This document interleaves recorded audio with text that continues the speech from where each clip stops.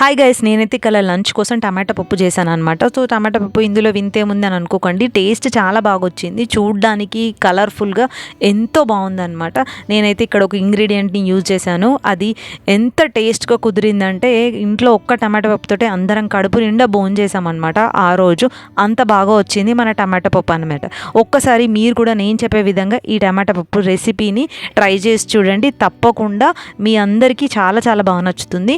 So దీనికోసం మనం oil heat కావాలని ఒక 1 స్పూన్ ఆవాలు, కొద్దిగా జీలకర్ర, నెక్స్ట్ కొంచెం కచ్చపచ్చగా వేసుకున్న వెల్లుల్లిని, అలానే టమాటోస్ కట్ చేసుకొని, కొద్దిగా పసుపు, ఆ తర్వాత మెంతి కూర కూడా వేసేసుకొని కొంచెం ఉప్పు వేసేసుకొని కలుపుకోవాలి. సో దీన్ని మంచిగా మగ్గనివ్వాలి. మన ఈ సీక్రెట్ ఇంగ్రీడియంట్స్ వచ్చేసి మన పండుమిర్చి అనమాట. పండుమిర్చి వేసిన తర్వాత చూసండి కలర్ చూడండి ఎంత బాగా అయిందో. టమాటాలు దగ్గరకు వచ్చిన తర్వాత ఒక నానబెట్టుకున్న పప్పుని మనం ఇందులో వేసేసుకొని కొద్దిగా ఒక నిమిషం ఫ్రై చేసిన తర్వాత ఒక గ్లాస్ సరిపడినన్ని వాటర్ పోసుకొని ఒక విజిల్ వచ్చేంత వరకు వెయిట్ చేయండి. అదేమంట